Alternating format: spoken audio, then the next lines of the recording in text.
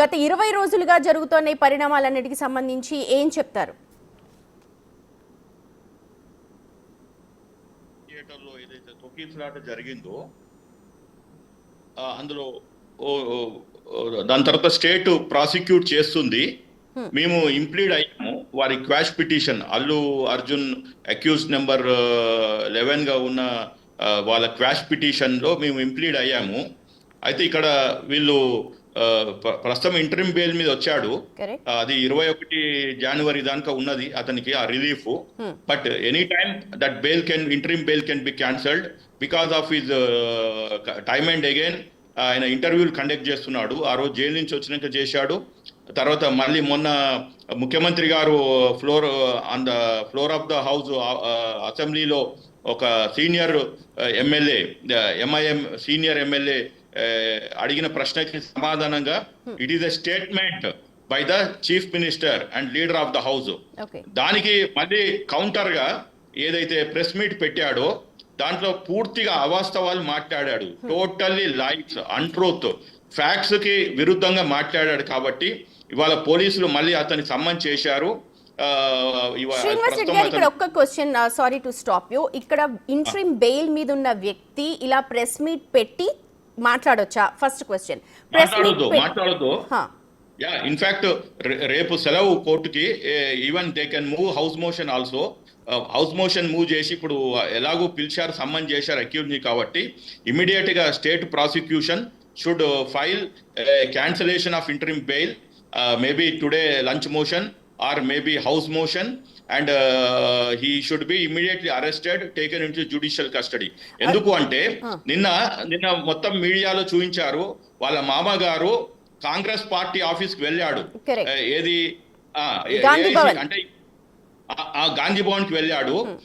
ఎక్కడ ఎవరిని కలవడానికి అంటే పిసిసి ప్రెసిడెంట్ ని, ఏఐసిసి ఇన్ఛార్జ్ ని కలిసి నాకున్న సమాచారం ప్రకారము వాళ్ళతో పాటు వెళ్ళి, ఇప్పుడు ఎందుకంటే ఆ మేడము ఎవరైతే దీపాదాస్ మున్షి గారు ఉన్నారో she was about to go to Delhi.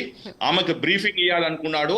లేకుంటే స్పెషల్ ఫ్లైట్, ఆమె రెగ్యులర్ ఫ్లైట్ లో వెళ్తుంటే లేదు మేడం మీరు ఒకవేళ రాహుల్ గాంధీ గారికో ప్రియాంక గాంధీ గారికో చెప్పలేని పక్షంలో ఉంటే నేను ఇమ్మీడియట్ గా Begumpet to Delhi flight arrange చేస్తాను, మీరు అందరం కలిసి వెళ్దాము, ఈ రేవంత్ రెడ్డి గారి సర్కార్ని కూలదోద్దాము అని ఏదో వీళ్ళు ఒక కాన్స్పిరెన్సీ థియరీ తోటి నడుస్తున్నారు. కాబట్టి ఇది నాట్ ఓన్లీ బిట్వీన్ ఒక మహిళ చనిపోవటమే కాదు, దీనిలో నుంచి ఇప్పుడు ఏ స్టేజ్ కి వెళ్ళారు.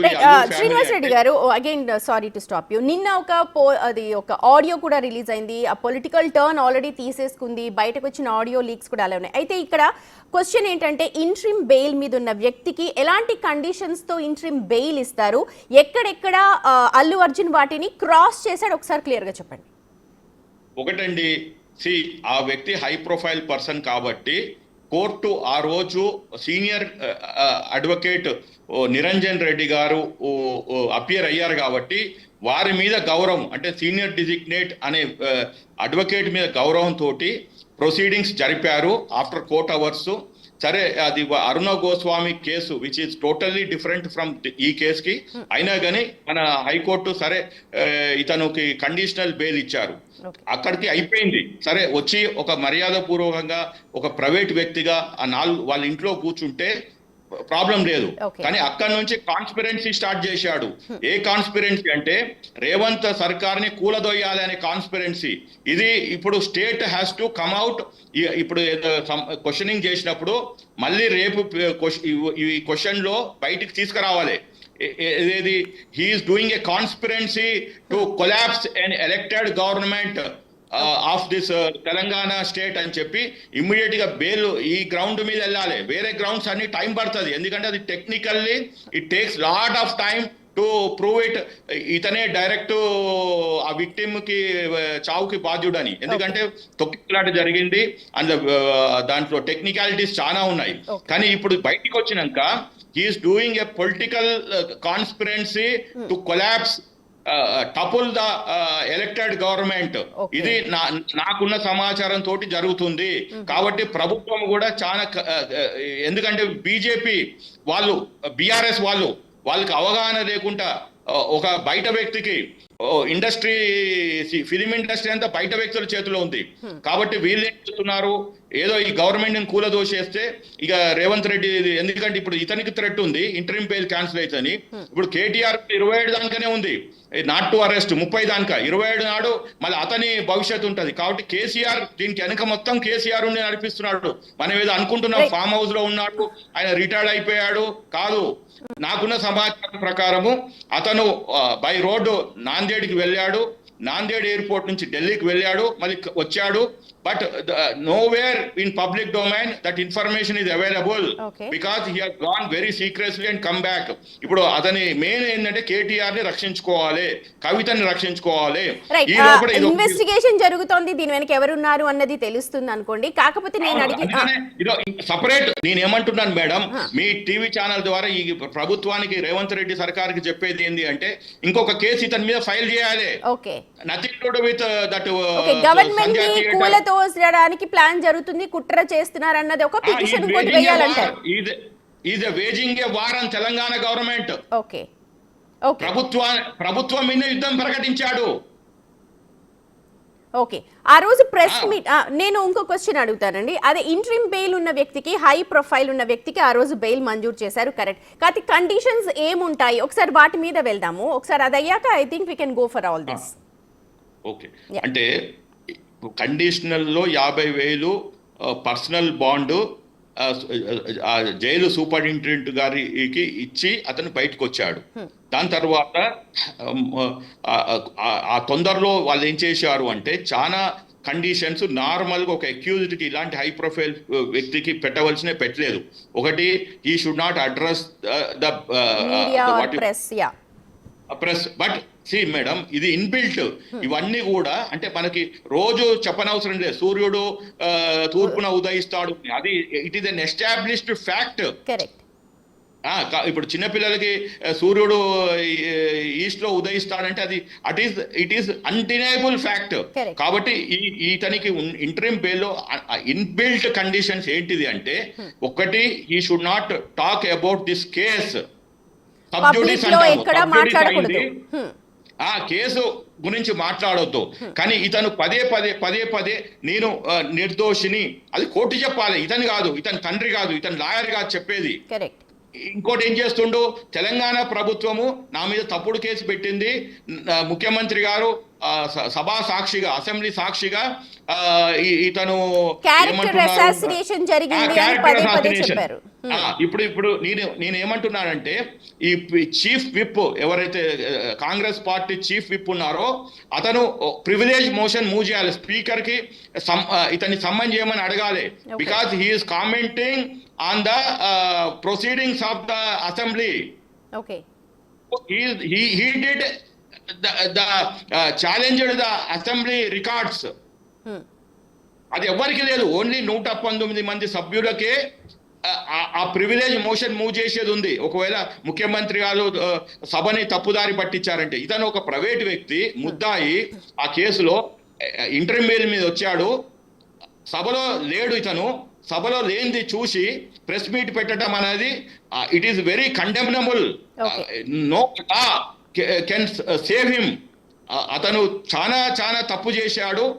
రెండోసారి ప్రెస్ మీట్ పెట్టి పక్కన వాళ్ళ తండ్రిని పెట్టుకొని ఒకవైపు, ఇంకొక వైపు అడ్వకేట్ ని పెట్టుకొని, ఇది wrong, 100% wrong. It fit case to cancel the bail. Srinivas Reddy గారు, ఆ లీగల్ టీమ్ అంటే ఇలాంటి ఇష్యూస్ లో సెలబ్రిటీస్ కావచ్చు, దెల్ టేక్, అంటే చాలా మంది ఇంటేక్స్ తీసుకుంటారు, లేకపోతే లీగల్ ఒపీనియన్స్ తీసుకుంటూ ఉంటారు. అన్ని తెలిసిన తర్వాత కూడా ఇలా చేయడానికి గల బిహైండ్ రీజన్స్ ఏమని అనుకోవచ్చు? ఎందుకంటే కంప్లీట్ గా అక్కడ పోర్ట్రే చేయడం, క్యారెక్టర్ అసోసియేషన్ జరిగిందని, పోలీసులు నాకు చెప్పలేదు అని, నేను అక్కడ లేను అని, అంటే మొత్తం కూడా తర్వాత పోలీసులు విడుదల చేసిన ఏవైతే వీడియోస్ ఉన్నారో, ఇప్పుడు అల్లు అర్జున్ ఏదైతే ప్రెస్ మీట్ పెట్టి ఏదైతే చెప్పకూడదో అక్కడ బ్రేకింగ్ ఆఫ్ లా అది చేశారు. అలాగే మీరు అన్నట్టుగా గవర్నమెంట్ కావచ్చు, పోలీస్ డిపార్ట్మెంట్ కావచ్చు, దానికి సంబంధించిన ఎటువంటి ఇన్ఫర్మేషన్ ఇవ్వలేదు అని చెప్పారు. సో ఇవన్నీ బిహైండ్ ద సీన్స్ ఏం జరుగుతుంది, అండ్ లీగల్ ఒపీనియన్ ఇచ్చేవాళ్ళు అంత కళ్ళు మూసుకొని ఇచ్చుంటారా?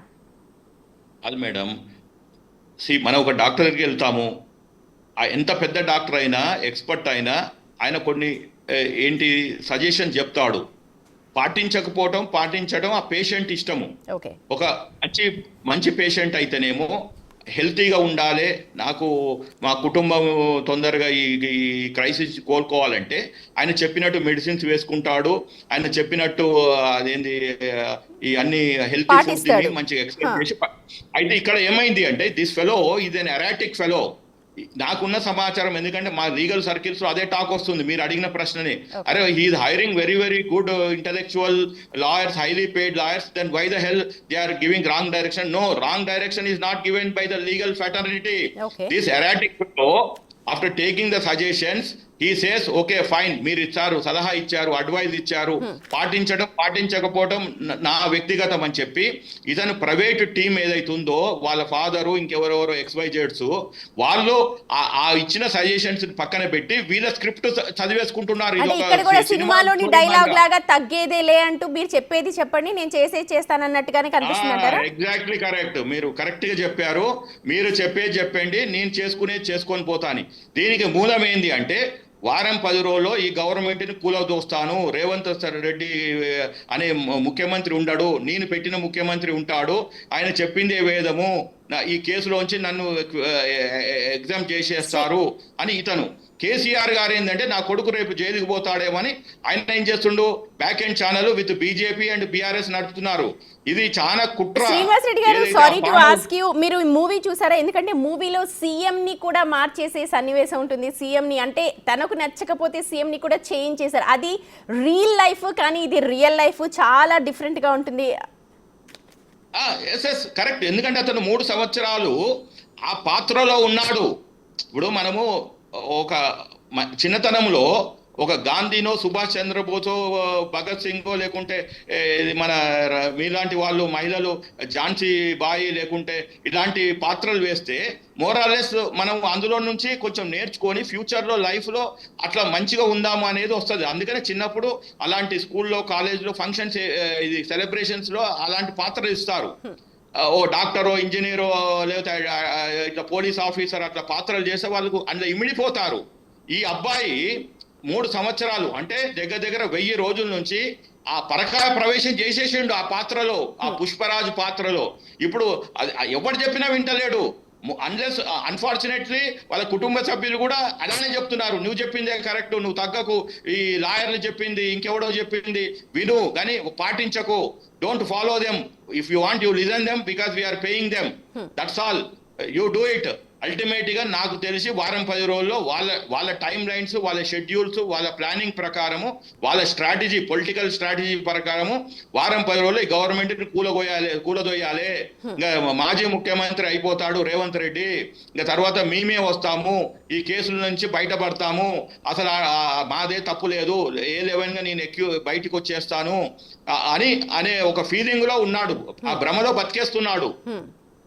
ఓకే, ఒక లీగల్ ప్రాక్టీషనర్ గా మీరు చెప్పండి, ఇప్పుడు ఇలాగా అంటే మీరు సజెషన్స్ ఇస్తూ ఉన్నారు హౌస్ మోషన్ వేయాలి, ఎందుకంటే బయట వ్యక్తి ఇలాగా గవర్నమెంట్ ని కూలతోసే కుట్రలో భాగంగా ఇలాగా చేయడం అన్నది ఒక అక్యూజేషన్ అయితే, ఇప్పుడు ఎలాంటి శిక్ష పడే అవకాశం ఉంది? ఒకవేళ మీ సూచనని కనుక ఎవరైనా శాసనసభ్యులు కనుక విని వాటిని కేసు ఫైల్ చేస్తే ఎలాంటి శిక్ష పడే అవకాశం ఉంటుంది? ఎన్ని ఏళ్లు పడుతుంది? ఏ సెక్షన్స్ కింద నమోదు చేసే అవకాశం ఉంది? ఒకటేమో యాజ్ పర్ అసెంబ్లీ ప్రొసీడింగ్స్ అతను తప్పు పట్టాడు కాబట్టి ఇమ్మీడియట్ గా స్పీకర్ అతన్ని సమ్మన్ చేయాలి. ఓకే, అదొకటి, that is as far as this one.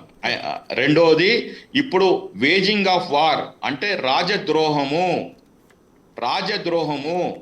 మీరు స్టేట్ మీద మీకున్న అర్ధబలము, అంగబలము, ఇంకా వేరే వాళ్ళని అందరినీ కూడగట్టుకొని ఈ ఎలక్టెడ్ గవర్నమెంట్నే మీరు ఛాలెంజ్ చేస్తున్నారు. It is a serious offence, non bailable offence. And ఇది మన ఏమంటారు, అది అంటే it is like something like national sovereignty and terrorist act కావచ్చు, అలాంటి యాక్ట్ కింద, ఎందుకంటే రాష్ట్రానికి because he is not a politician. ఇప్పుడు పాలిటిక్స్ లో ఉన్న వాళ్ళు, ప్రజా జీవితం ఉన్న వాళ్ళు చేయొచ్చు వాళ్ళ ప్రయత్నాలు.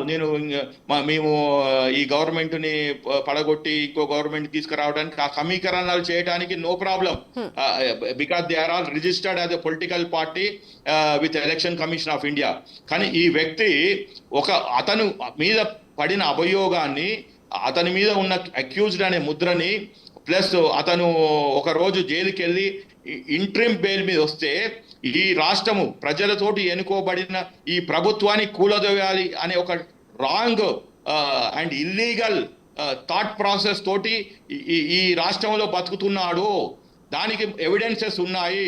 ఆ ఎవిడెన్సెస్ అన్నిటి క్లియర్ గా చూపించి grounds for putting one more case, రాజద్రోహము, వేజింగ్ ఆఫ్ వార్ పెట్టి ఇమ్మీడియట్ గా non bailable and he can be arrested in that case. ఇప్పుడు ఈ ఇంటరిమ్ బెయిల్ కి దానికి సంబంధం ఉండదు. This is only to the extent of Sandhya theatre stampede. ఇప్పుడు ఇమ్మీడియట్ నేను అదే అంటున్నాను. కాబట్టి he is a threat to Telangana government. Because ఆ ప్రెస్ మీట్ లో క్లియర్ గా అతని ఇంటెన్షన్స్ చెప్పాడు.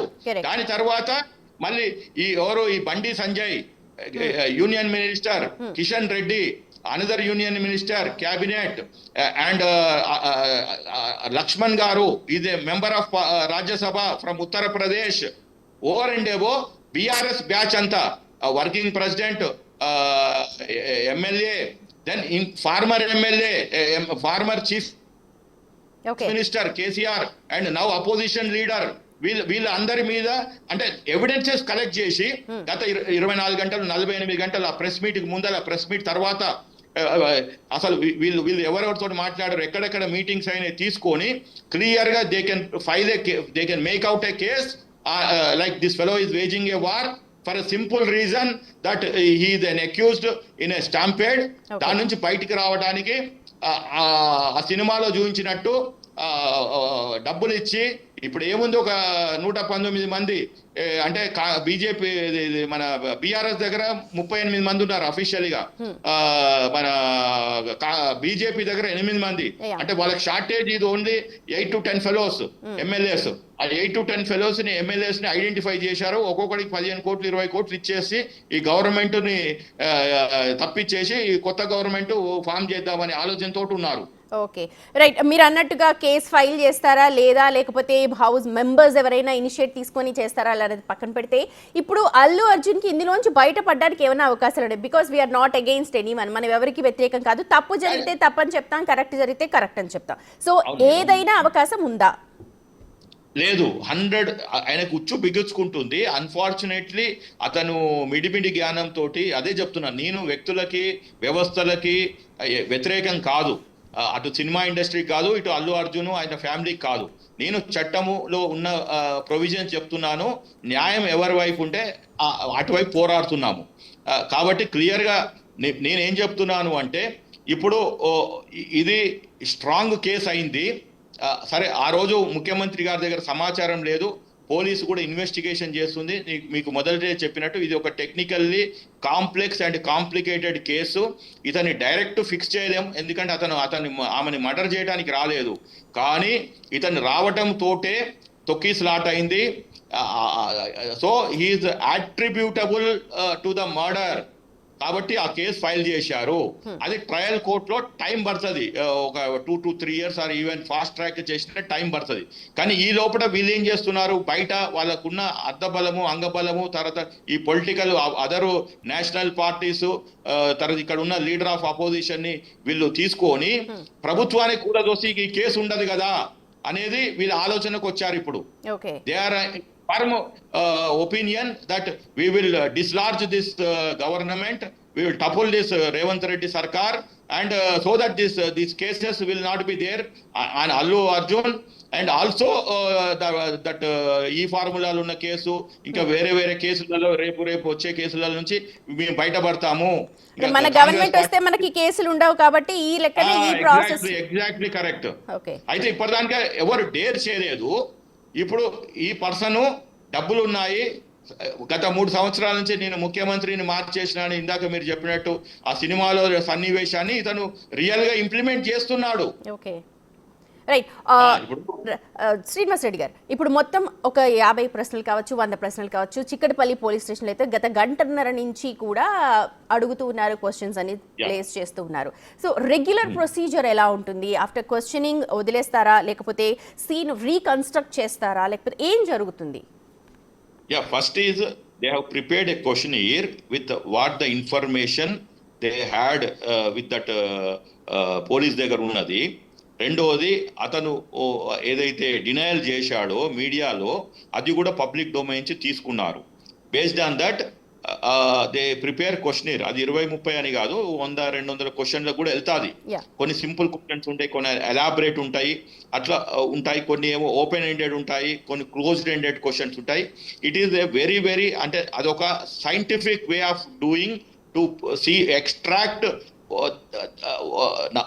Confess and also his motive. ఇప్పుడు అతను ఏమంటుండు, సినిమా చూడటానికి వచ్చాను కాదు. పోలీసులు ఈ క్వశ్చనీర్ తోటి ఎస్టాబ్లిష్ చేసేది ఏంది అంటే, ఫస్ట్ది అతనికి థియేటర్ వాళ్ళు క్లియర్గా చెప్పారు పర్మిషన్ డినయల్ అయింది, మీరు రాకండి అని. ఎందుకంటే పోలీస్కి ఇతనికి మధ్యన థియేటర్ వాళ్ళు వారధి, they are the bridge to get the permission and they invite చేశారు. ఇప్పుడు సంధ్యా థియేటర్ వాళ్ళు కూడా ఒప్పుకున్నారు, మేము ఆయనకు చెప్పామండి, ఆయన వచ్చాడు అని. సో ఇలాంటి ఈ స్టేట్మెంట్స్ని వాళ్ళు ఎగ్జామిన్ చేసి అతనికి క్వశ్చన్స్ అడిగితే అవి రికార్డ్ చేస్తారు. అదంతా అయిపోయినాక అది ఒక రోజు జరగవచ్చు, 2 రోజులు జరగవచ్చు. ఇది సీన్ రీకన్స్ట్రక్షన్ అంటే ఆయన ఎప్పుడు వచ్చాడు ఏంటిది అనేది ఒకసారి తీసుకెళ్తారు. ఎందుకంటే నాకు గుర్తులేదు, నేను చూడలేదు ఇవన్నీ అంటాడు కాబట్టి రాత్రి తీసుకెళ్తారు. ఎందుకంటే ఇప్పుడు అది పబ్లిక్ ప్లేస్ ఆల్రెడీ కాబట్టి they may take him to late in the night, maybe after 1 o'clock to 4 o'clock మధ్యన సీన్ రీకన్స్ట్రక్షన్ 1 or 2 days లో చేసేస్తారు. దాని తర్వాత వీళ్ళు ఛార్జ్ షీట్ వేస్తారు. ఓకే, సో ఛార్జ్ షీట్ వేయటానికి ఇప్పుడు వాళ్ళకి ఇది కావాలి. ఇతను సహకరించలేదు అనుకోండి, if is not cooperating, because ఆ interim bail one of the condition is that you have to cooperate with the police investigative officer తోటి మీరు కోఆపరేట్ చేయాలి, మీ దగ్గర ఉన్న సమాచారాన్ని ఇవ్వాలి. ఇప్పుడు వీళ్ళు నాన్ కోఆపరేటివ్ అనుకుంటే అప్పుడు వీళ్ళు ఏం చేస్తారు, మళ్ళీ ఒక అప్లికేషన్ మూవ్ చేస్తారు, is not cooperating, so we want to do a custodial interrogation. అంటే పోలీసులు వాళ్ళ కస్టడీలోకి తీసుకొని ఇంటరాగ్రేట్ చేస్తారు. ఇప్పుడు ఓన్లీ అలా పిలుస్తున్నారు, he may or may not cooperate. Custodial interaction అంటే పోలీసులకు కొన్ని అంటే పవర్స్ ఉంటాయి. ఓకే, రైట్ అండి శ్రీనివాస్ రెడ్డి గారు.